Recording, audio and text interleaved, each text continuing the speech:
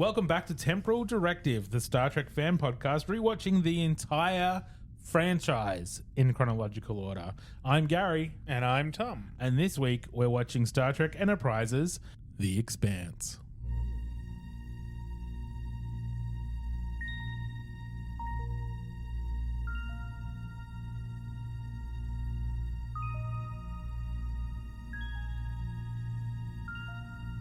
Star Trek, the ultimate franchise. These are the podcasts of the Wakefield brothers. Their 16-year mission to watch every production, to seek out life lessons and new inspirations, to boldly watch like most fans have watched before.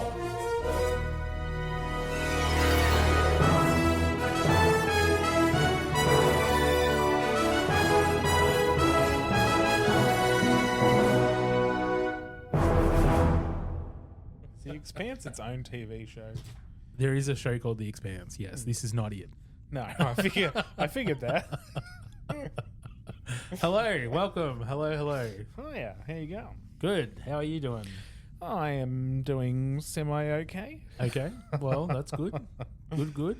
Yeah, What's been happening this week? not a huge amount as most weeks.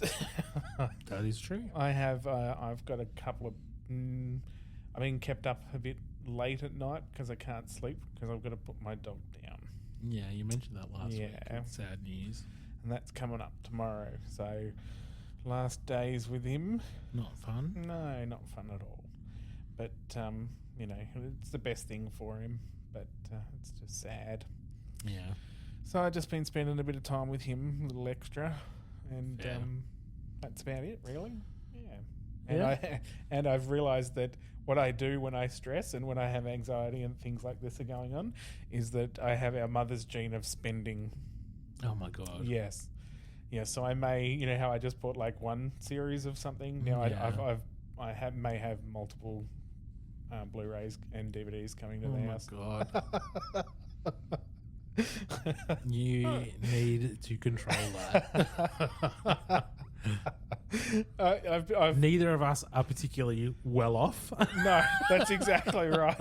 That's right. So compulsive spending is not a good is idea. not a good habit to get No. into. I know. Trust me. Yeah. Oh, I know. I've had it in the past, and I've had it quite contained or fairly well contained over the last few years. But I've just noticed that when I have high anxiety, I've noticed it this week that has increased.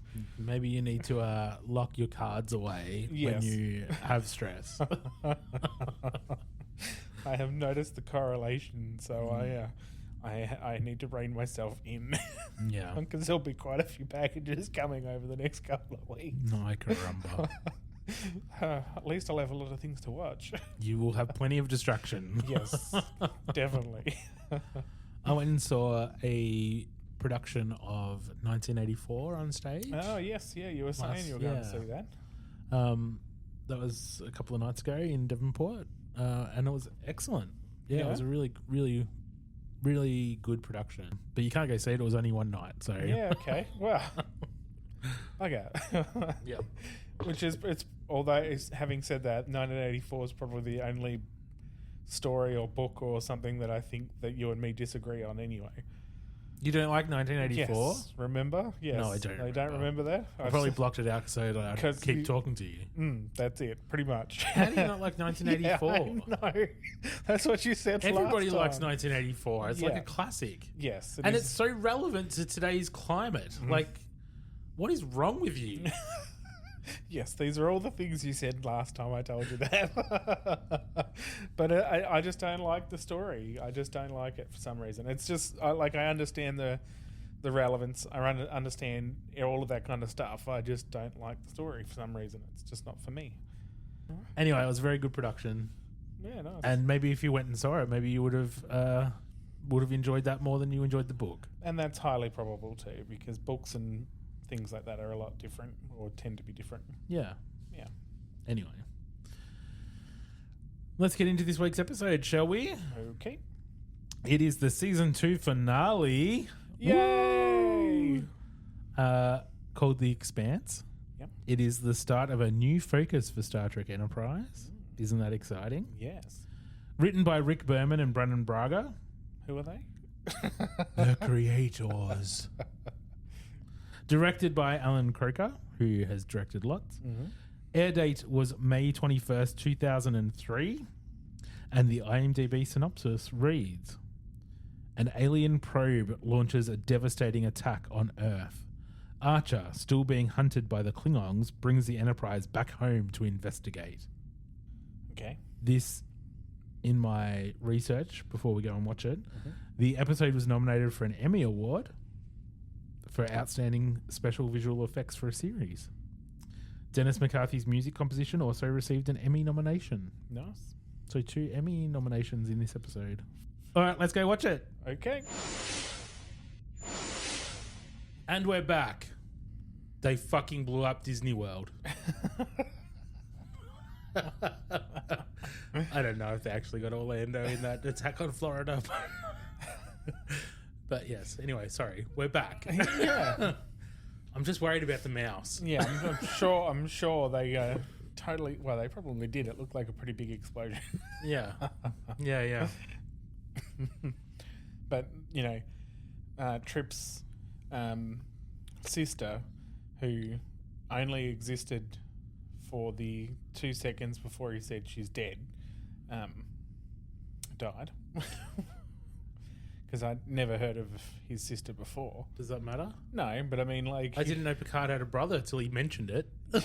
Yes, that's true. But I mean, like, if you want an emotional impact, like, why, like...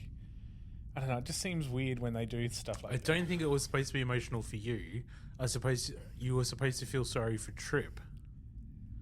Yes. They had to have someone on the ship that had lost something. Mm. Yeah, it wasn't to impact on you. It was to impact on them. Yeah. I don't know. Just would have been nice if we had known he had a sister. I'm pretty sure he's mentioned a sister before. Really? In passing. I might have. Don't know. I don't remember. Maybe he has and you don't even remember. It's possible, I suppose. I just don't recall it at all, but that's all right. Mm. Usually I'm pretty good at remembering things like that, but I may be remembering wrong. Maybe. Anyway, yes. Anyway, what did you think of the episode? It was okay. I mean, it was fun. It was good. It was entertaining enough. What did you say when we finished watching it? Yeah, that's right. That's why it was entertaining enough, because I want to watch the next one. You want to watch the next one. Yes. You heard that here right now, folks, right? You heard that. Thomas Wakefield said he wants to watch another Star Trek Enterprise episode. Well, they left it. Where This is newsworthy. Well, they were just entering the Expanse. I want to go. I want to watch. I want to see. Yeah. It left me hanging, and I don't like it. Well, this is the start of a new focus of Enterprise. Is what I said before. Well, that this is a season-long arc, so don't expect a resolution in the next episode. I'll tell you that much right now. See, that's already annoying me. But look, if they keep a similar energy to what they have in this, then I'm good. Yeah, well, I'm not expecting it to happen. Oh, that's good. Yeah. But, like, if they did, I would be happy, because this was quite all right. This was quite good. Like, it was a little tense. Everyone was a little on edge, and, like, there was a bit of emotion going on, and, like, you know, you sort of felt that. Like, it was good. Like, It was definitely fast-paced compared to what they usually are. Exactly. Like, everything felt pretty good in this, like, watching this episode. And everyone was acting quite well. Like, I enjoyed it. Well, just so you know, future guy that you saw in the shadows, yeah, that was his last appearance. So don't expect any more future guy. But he's like, isn't that like... Pretty sure you've told me before that they don't really resolve the future stuff properly. That's so frustrating. I mean, there is an ending to it. Yeah. But, I mean... I already know you're not going to like it. Yeah, yeah. I have a very big feeling that I'm not going to like it too. It's going to be just great. Yeah. And I liked Captain Archer's closing line. It was like the opposite of Captain Picard's closing line in the pilot episode. Picard said, "Let's see what's out there," and Archer said, "Let's see what's in there." That made me smirk. Yeah.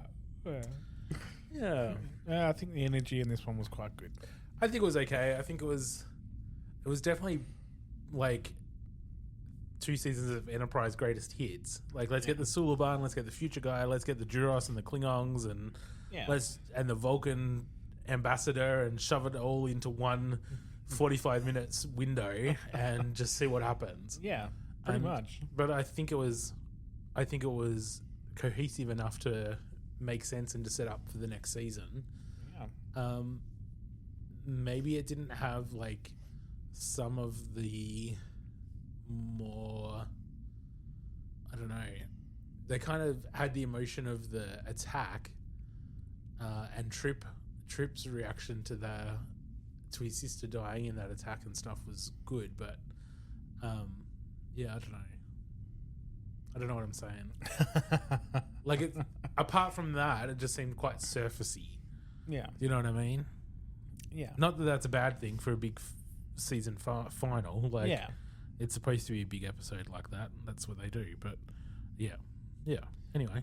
Yeah, I understand what you're saying. Like, I mean, didn't sort of delve too much into the repercussions of what happened or anything like that. But yeah, I mean, it's sort of not really about that, I suppose. No. And this is the first photon torpedoes. Yeah. Have been introduced. Yeah. Yay. Got a bit of an upgrade. Nice. Yep. Is that the only upgrade we get, or is this like that's just the first upgrade we see? What else are you waiting for? I don't know. I'm still waiting on the shields that he created and hasn't actually implemented anywhere. I don't remember. Yeah, right. Fair enough. But again, they're about to start a season arc. Yeah. So they won't be going back to Earth to get any upgrades for at least a year. Yeah, I know. I just thought this might, like, we've seen the photon torpedoes, but maybe they added other stuff that we haven't seen yet. I don't we haven't had time. think so. Okay. They did mention that they were having the military on board, but Yeah. they didn't actually show them yet. But they will be there in the next episode as well. Yeah, right. There's a whole military faction on board. Which, yeah. All right, let's get into this fast-paced episode. Yeah. A round metallic object comes out of subspace, maybe? It looked like it. And stops above Earth. Does a little movie thing. Like a Interior spin thing. It's weird. Rubik's cubing. Yeah. And shoots at Earth. Yeah. And has a massive... what's the word? Slice, cut, Yep. something. From Florida right through to, I think they say later, Venezuela. Venezuela. So right through the Americas. Yeah. Australia's always safe, just saying. Yeah. I mean, come to Tasmania. The metal object blows itself up and falls to the surface. Yeah. And then we skip the credits. That's it. That's the opening. Yeah. After the credits, we're in the Klingon council chambers. Yeah. And the Klingon chancellor is angry because Archer has escaped twice. He orders Duros to go and capture Archer to regain his honor. I'm surprised Duros is even allowed back in the chambers, to be honest. Yeah. I mean, didn't he get demoted? Yes. Yeah. So he's not a captain, but now he's captain, so he can go. Anyway, keep going. He's been offered the chance to regain his command. He has to do this, and if he is successful at this, then he gets to keep his command and regains his honor. Yeah. And he says, "I will not fail." Spoiler alert, he fails. It means, at least he's not around to see his honor anymore. Nope, he's in Stovercore. Then we cut to the Enterprise briefing room, which I don't ever remember seeing before. Do you? No. Didn't even know it existed. Maybe it's a new set. Must be, because it hasn't been seen, and you'd think they would have used it by now if it had existed. Well, they always do those meetings at the Situation area at the back of the bridge. Back of the bridge instead of a Like, so... But no. now they've got a whole room. Yeah. So it is new. Jesus. They could have been using that room this whole time. Yeah, exactly. Fucking hell, guys. Come on. maybe, Get your shit together. Maybe they just didn't know it was there, and then some guy Like, just... oh, what happens? What's behind that door? Some guy just said it to Archer one day. He's just like, what are you doing back here? There's a whole room. You know all over the there." ensigns can hear you, right? There's a room specifically for this. Archer's like, what do you mean? That door over there is for you. Anyway, the senior staff are in the room, and Trooper comes in and says, "What's going on?" And Reed says that the captain has asked us to speak to everyone, and Hoshi says that he's been speaking with Admiral Forrest like 3 times in the last hour. Yeah. So there must be something serious. And Phlox says, "Oh, it must be, because I don't remember the last time I was asked to join the senior staff." Even though he's a senior staff member. Yeah, he should be there for all of the mission briefings Yeah. because he's a fucking CMO. Yeah. Ridiculous, but whatever. Anyway, that's what it is. Archer comes in and says there's been an attack on Earth, and it's a 4,000 kilometer long swath across the Americas, and there may be up to 1 million casualties, and they've been recalled to Earth. So they set course and fuck off. Yep. Then we cut to the ready room. Archer's staring out of the window. Trip comes in and asks if Admiral Forrest told him what part of Florida was hit. Archer says no. Trip says maybe she was away. Architects take a lot of trips. Archer says older or younger. My baby sister. Too dramatic? Yeah. He basically says he looked after her when they were in school together and whatever. Yeah, made up a sobby story thingy to make you feel. Yep. Archer says that the number of casualties have been revised. It's now up to 3 million. Trip asks, why would someone do this? Before Archer can say anything, the doorbell rings. Paul walks in. So Paul does walk in and says, I spoke with Ambassador Savol. A Vulcan transport has located the pod that attacked the planet in Central Asia. They've retrieved it and brought it to Starfleet headquarters. But they don't know who sent it. There was a pilot on board, but he's dead. And they don't know what species he is. They don't know what the motive was. They know nothing. No. But they have the wreckage and they have the dead body. Yeah. And then Reed comes over the comm and says that there's Suliban ships, 8 of them approaching at high warp. Just what we need. That's exactly what Archer says. And then he calls tactical alert and runs out to the bridge. Tries to hail them. They're not responding. He says, try again. And the lights go out and flicker away. And then we see Suliban climbing on the ceiling. And then the lights go out properly and Archer is gone. Yeah. He's been kidnapped by the Suliban. I mean, why didn't they do that the first time they tried to get on the ship and stuff? Well, I think they did, didn't they? Well, they did, but I mean, they were a hell of a lot more efficient this time. Yeah, because there's too much to get through this week. No time for delays. We don't have time for Starfleet to be able to put up a fight. Just get in there and kidnap the captain. Like, make it quick. We got to wrap this shit up. Yep, fair enough. So we cut to the Suliban ship, and Silic is there, of course, because this is Enterprise Greatest Hits. Yeah. Archer says, Silic, I knew you'd have something to do with this. Millions of people! You killed millions of people! I don't know what you're talking about. That's what he says. And then he says that there's someone who needs to speak with you, Jonathan. I don't think he said Jonathan, actually. He used to say Jonathan all the time, but I don't think he did this time. No. He says you won't be harmed, and he has information you should find helpful. Then they go into the temporal communications room, and Future Guy is there in his little silhouette-y cone of light. Yeah. Not cone of silence, cone of light. Future Guy says, your planet was attacked. Nah, shit. Tell me something I don't know. Yeah. Uber gives a horse one. Oh, God. Austin Powers references again. Yeah.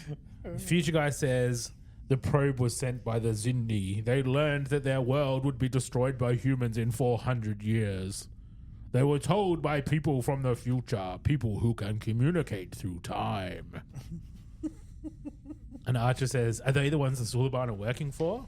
The Suliban work for me. Can you do the voiceover on like the because that'd be great. Future Guy also says that the people who have contacted the Xindi belong to another faction. The probe was only a test. The Xindi are building a far more powerful weapon. When it's completed, they will use it to destroy Earth. Annihilate us before we can annihilate them. Why are you telling me this? The Xindi were not supposed to learn of their future. If they deploy this weapon, it will contaminate the timeline. You must not let that happen. Haven't they already done that? The Borg. Assimilate the past. Yes. Archer says, why should I believe you? You have no choice but to believe me. That's what they all say. And that's it. That's the last we ever see of Future Guy. Yeah, okay. So The we end. don't see him again in the future at all. No. Okay. So we never find out who he is. Ridiculous. Done. I always thought it was going to be Archer. Plot twist. Yeah. I always thought it was going to be like some version of Archer from the future. Maybe it will be in the new Archer series. Maybe he'll communicate to himself in the past. You see? Now that, I still don't want to watch it. But you do want to watch the next episode of Star Trek. I do want to Enterprise. watch the next part of this. Yeah. Can they recast Archer? Is it too No. late? Scott Bakula is okay. Yeah, you. I was gonna fight you there. We cut to the ready room, and Archer is told to Paul, and she's like, "Nah, I think you're an idiot." And he says, "Well, maybe I am, maybe I'm not. But if he's telling the truth, then I need your support, not your damn skepticism." Then we get a shot of the Enterprise at warp, and there's a captain's log saying that the journey home has been very difficult. We've now learned that there are over 7 million people dead. Fucking hell. 7 million? And not a very populated area either. Like, where, like, from what we saw, didn't look populated Well, in the initial opening. Okay. Later on, looked like it might have been. okay. We cut back to the bridge, and they're approaching Earth, and they slow down because they're in view of the sun. Well, it was so fucking dumb. Like, it didn't look like they were in the system No, yet. they weren't in the. They couldn't have been because they were looking at the sun all the way in the distance. Like, why would you stop that far away? I don't know, but they did. Another vessel also dropped out of warp at the same time, and it was Klingons. And they shot at Enterprise. They hailed Hoshi. They didn't hail the ship. They only spoke to Hoshi directly. Yeah. And they said that they want Archer, that he is an enemy of the Empire and he must be brought to justice if honor is to be regained. And Archer knew exactly who it was. Yeah. Duras, that fucking little bastard. Yeah. Then we cut to Duras' ship being attacked back, and they're talking about... They're just fighting. Yeah. Whatever. Duras is doing good. He's taking. Duras is winning, and then a bunch of other Earth ships show up and fight off the Klingons, and they run away. Yep. We see Enterprise entering orbit, and we can see the big line of where they were attacked on Earth, on the surface. Yeah. Then we cut to Starfleet headquarters into Forrest's office. Savol, Archer, and Forrest are there. Archer's briefed them on what's happened with the Suliban and the Future Guy.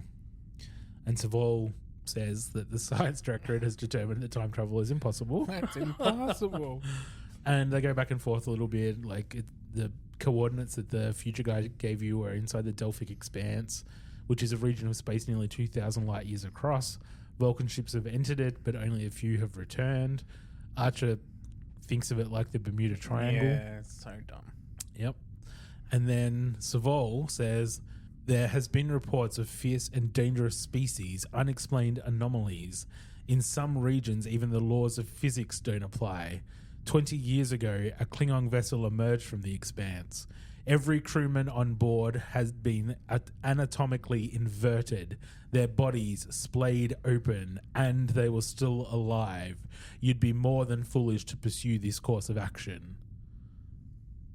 What the fuck? I don't know. It was so fucking Splayed open, anatomically inverted, and they were still alive? Like, Can you just stupid? Stupid. And they It sounds believe like superstitious nonsense. yeah, and they believe that, but they don't believe in time travel. Exactly. Like what the fuck? So bizarre. Like Just whatever. bizarre. It's just the stupidest thing. Anyway, Yeah. so Savola's trying to convince them not to go into the Expanse, and Archer's pretty much saying, well, what choice do we have? What does it matter? Like, we're one ship. We've lost 7 million people. What's one more ship? Yeah. If it doesn't pan out and it's an ambush or whatever, like, it's one ship. Yeah. But if it's right, then We're taking a chance. we Might could be the right thing. save the planet. Yeah, absolutely. Makes sense to me. Does make me think Vulcans are hiding something in there. You are suspicious like an Andorian. Damn it, pink skin. Archer says that he's got proof that Future Guy was legit. So they go into the secure storage area where the wreckage from the proby thing is, and they have quantum scanners that quantum date the wreckage, and they can see that parts of it are 12 years old or 4 years old, and then they find a piece that is minus 420 years old. Pretty good scanners. They open the Little potty fridge. thing. Yeah, fridge. the dead body Let fridge. me just open the Esky for you, buddy. Yeah. Let me get out a Zindi for you, mate. Yeah, that's it. Would have been funny to open up. There's a couple of beers sitting around him. Sorry about that. I'll just come out and away. Yeah, so they pull open the drawer of this cryo unit or whatever, and there's an alien corpse in there that looks all burnt up and shit. And Savol says, "Are you suggesting this is a Zindi?" And Archer says, "I sure as hell would like to find out." Yeah. And I'm sorry, but what are you calling it? Like, you know, him? Frank. Yeah, like, that's it. That's it. But if the Vulcans don't know what the species is, like, what else do you want me to call it? Like, you know, well, It could be a Zindi. could be a Zindi. Like, you know. Makes as much sense as anything else. Yeah, that's right, exactly. We get a shot of the Enterprise in dock being repaired, and then we cut into sickbay. Archer walks in, and Phlox introduces a Vulcan doctor to Archer, saying that he's there to do some radiation scanning because there's a specific type of radiation in the alien debris. So the Vulcan doctor asks Archer to sit down, and then while he's scanning him, he asks a bunch of questions about meeting someone from the future, and How it that made must him have made you feel anxious, and blah, blah, blah, blah, blah. People questioning you makes you feel uncomfortable. Yeah. And while they're doing that, Fox has got his back to them and typing away on the computer. And then he comes over and says, "Get out of my office. You came here under false pretenses. You are not a pathologist. You're a psychiatric analyst." Where are your ethics, man? He was very good in this scene. He was. Fox Yeah. is always good. Yeah, What are he we is. saying? He's fantastic. Anyway, they kick the Vulcan off the ship. Cut to Florida, and Reed and Trip are standing next to the big open pit that's left after the attack. Yeah. Trip says, "The house was over there, less than a kilometre. See? Over there. That was the old movie theatre when we were kids. If I should take my sister with me, she'd scream like a banshee." I don't know why he sounds like that. Me either. That's not what he sounds like at Not all. even a little. Anyway, that's about it. They're just Yeah. all sad and shit. And then we cut to... real heartfelt caring there. Yeah, that's me. Then we get a shot of the NX-02 being built. Yeah. It's under construction, and there's a shuttle pod flying around it having a look. There's a captain's log saying that after days of debate, Starfleet has finally informed me that we're to proceed with our new mission, to proceed into the Delphic Expanse. Inside this shuttle pod is Archer and Forrest. They're doing a bit of an inspection of the NX-02. Forrest says that she'll be ready to launch in 14 months. And then Forrest says that the Enterprise has got a retrofit of some new weapons and stuff. Yep. And they talk about General Casey and some military coming on board Enterprise for the mission as well. We cut to sickbay. Phlox is there, and T'Pol walks in and asks if he is confident with his decision. His decision to remain on Enterprise. And they talk about beetles. They talk a little bit about beetles because there's some coming on board. And that's how she knew that he was staying. Correct. And then he says something like them being the two aliens on board, and it's easier decision for him to stay because, you know, it's all a question of loyalty to the captain and the crew and all that kind of stuff. But for her, it's different because does her loyalty lie with the captain, or does it lie with the Vulcan High Command? Correct. Which makes her go, Let me think about that. Yeah. And then they get interrupted by the person delivering the beetles that were mentioned earlier in the scene. Correct. Then we cut to the armory, and Reed is installing the photon torpedoes with Trip in there doing something with them. Just having a look at them. Yep. And then they talk about how they need to integrate them into the power grid, and they start walking out of the corridor. Reed asks if there's going to be some sort of service for Trip's dead sister, and he gets angry. Clearly he needs some therapy because he's very angry. Pissed off. He kind of yells at Reed, and then we cut to Forrest's office. Savol is there to show Archer and Admiral Forrest some footage from a Vulcan ship that entered the Delphic Expanse. They say that they received a distress call after 2 days of them being in the Expanse, and then they received this transmission 6 hours later, and it's video footage of a bunch of Vulcans screaming and fighting and killing each other and wiping blood all over their faces. Yeah, and doing just crazy stuff. go cray-cray. Like violent ponfar. Vulcan's gone wild. Yeah, that's it. Less than an hour after that transmission, the ship was destroyed. No indication of a malfunction or an attack. He's trying to convince the humans to not go through with their mission. Archer just looks at Admiral Forrest and says, "Is there anything else, sir?" Forrest shakes his head to say no, and then he walks out. Yeah. We cut to just outside the Starfleet Operations Center, and T'Pol and Savol are having a conversation. And I got excited because I stood in that area. Yeah. I was right part there. of the Paramount Studios tour that I did a couple of years ago. Yeah. It's like, I know that building. Well, they were, like Savol was talking about her returning back to Vulcan and how it'd be nice change or something for her, essentially, because she hasn't been a Vulcan for so long, and it'll be nice and all that kind of stuff. And she then says sort of like, she wants to stay in San Francisco. She Yeah. wants to stay with the humans. Yep. Because she's used to them. That's it. And he's surprised. And then she says that it should be her decision. And he Yeah. says, well, this isn't a matter of choice. Defying the High Command would mean immediate dismissal. You know that. Yep. It's like, well, just join Starfleet. Leave High Command Exactly. and join Starfleet. Easy decision. So we cut to the corridor. Archer and Forrest are there. Forrest is really just there to say goodbye. Yeah. And they walk out, they shake hands. The umbilicals disengage and the Enterprise moves out of space dock. Off they go. Then we cut to inside Duras' ship, and Duras asks his officers if they've gone to warp yet. Not yet. He says charge weapons and prepare to bring them online. We cut back to the mess hall on Enterprise. Archer and Troop are sharing some scotch. I assume it's scotch. Yeah, it looks like Scotch. They're talking about DePaul not And being... making a new, promoting a new science officer. Yeah. And Archer says he hasn't picked anyone yet. And then they're going to miss her, but they're not going to miss her. And then Trip has a little bit of a angry moment of like, we need to get these guys. We need to get them. Yeah. And we're going to basically says- blow them up. What he says is, I can't wait to get in there, Captain, and find the people who did this and tell me we won't be tiptoeing around. None of that non-interference crap T'Pol's always shoving down our throats. Maybe it's a good thing she's leaving. Yeah.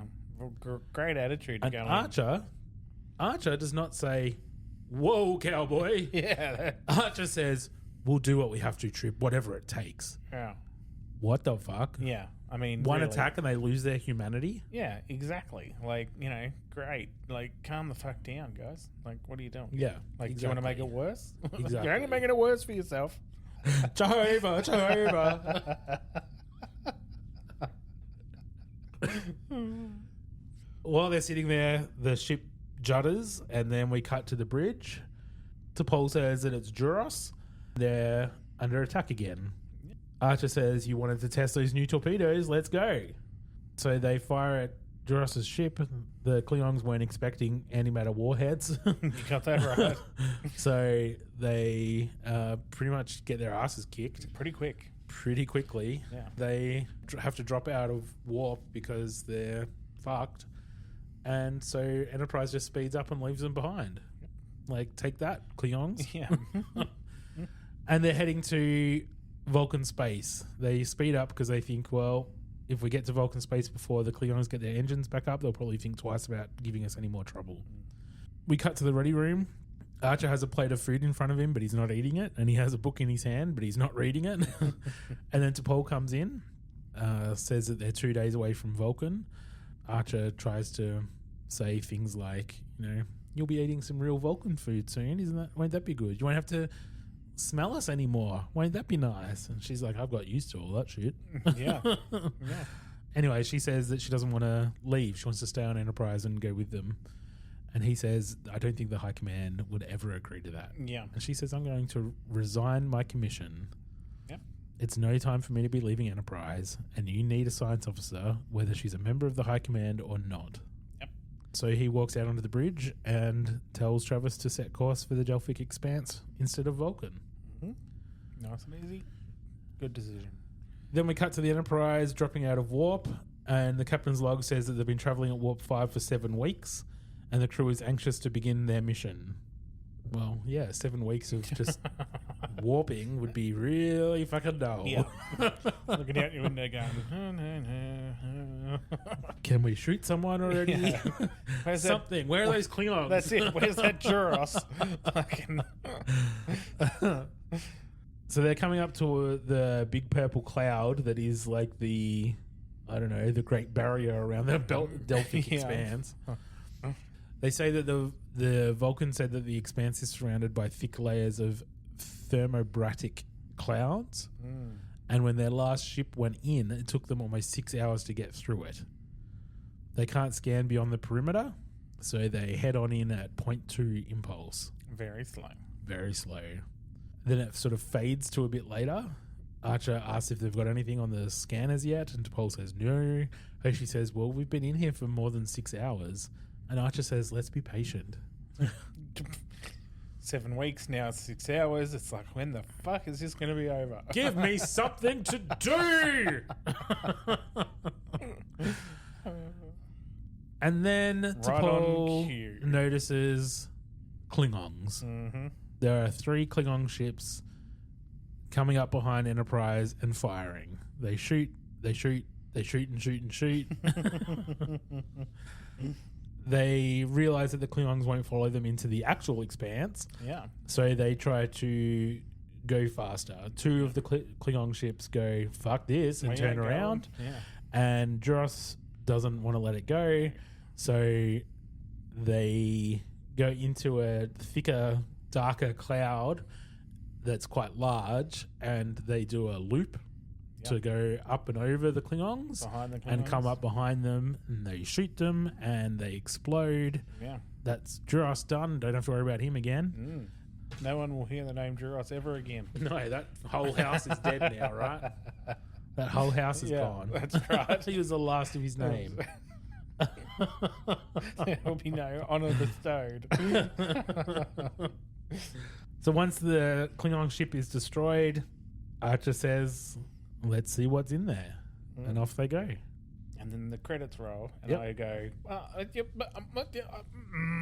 And for the first time ever, you said you wanted to watch an episode of Enterprise. yeah, I'm like, now I want to watch the next one. Unbelievable. Well, they left I me. never thought the day would come where you would say, oh, I want to watch another episode. They left me hanging. I told you, you've got a whole season, so don't get too excited unless you feel like binging a whole weekend. Nope. which we're not going to do. Yeah, which I was going to say. Because this is a weekly podcast. Yeah. Just not going to happen. Well, now that we talked through it, Tom, what did you think? Yeah, it was fun. Fine, just fine. It was all right. It was pretty good, really. Like it was well paced. It was well acted compared to previous.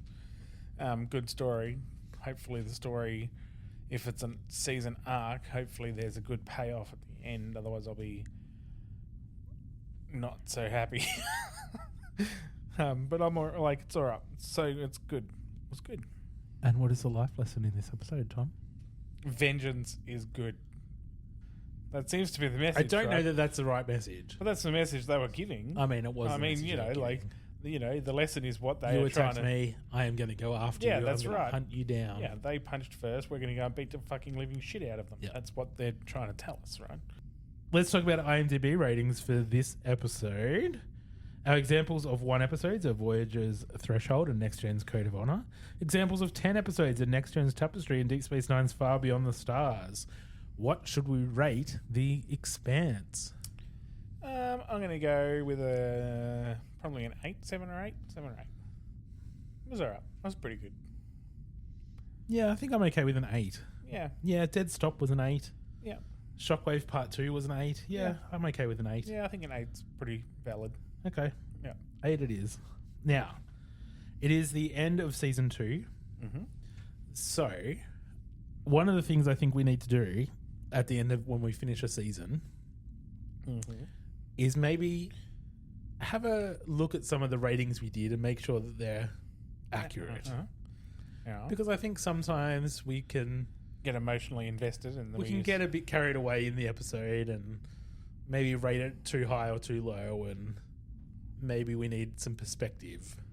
So my suggestion would be that we do a review of a couple of episodes and maybe reconsider what we voted for, what rating we gave them. All right. Specifically. Yeah, I was going to say, and you're the episodes you had in mind. There are 3 that I think we need to reconsider.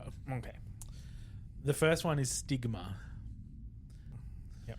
Yeah, so Stigma we rated a 9, and in retrospect, that feels too high. It does. Yeah. I feel like agree. that would be more of a 7 or 8, to be honest. Yeah. Like maybe a 7. I would drop that to a 7. Yeah. Yeah. Okay. Yeah. I know I all got the super others. passionate about that episode because it really was relevant to a lot of the like work I do, both in my day job and my volunteer work. So I probably got a bit carried away and talked you into a higher score than it deserved. But with some time and distance, I realised that was a mistake, and I don't think it's worth a 9. Yeah, I don't think it's worth a 9 either. So let's drop that to a 7. Yeah. Now, the other 2 that I want us to consider are the 2 Klingon specific episodes.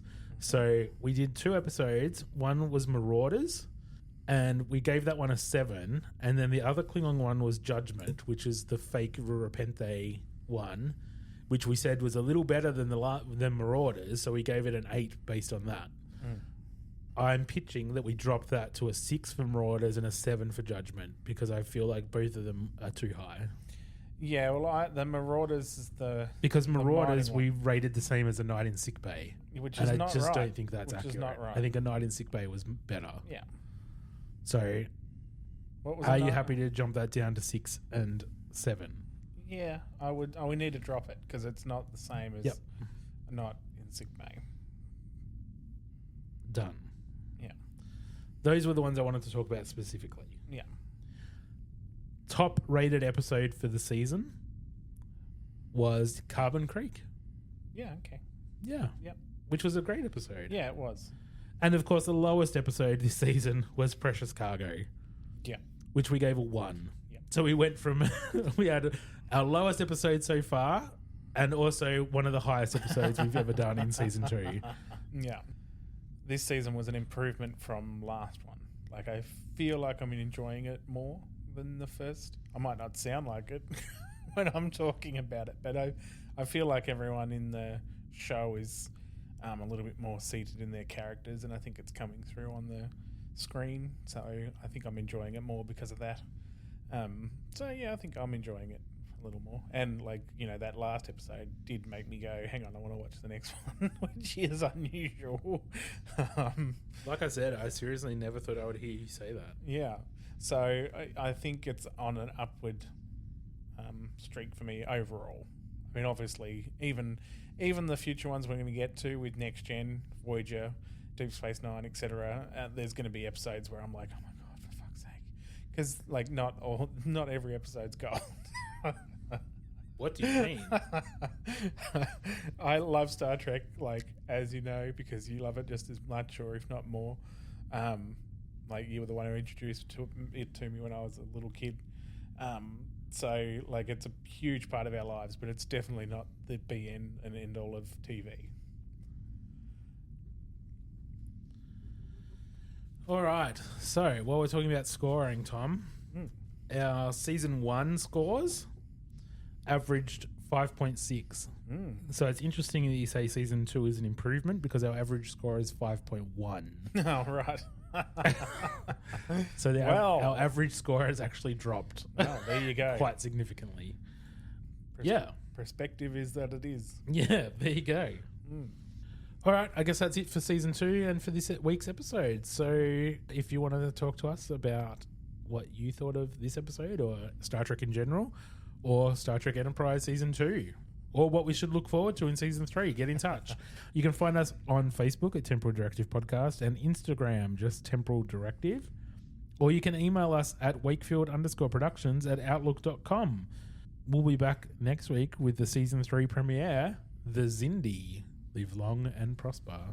Peace and long life.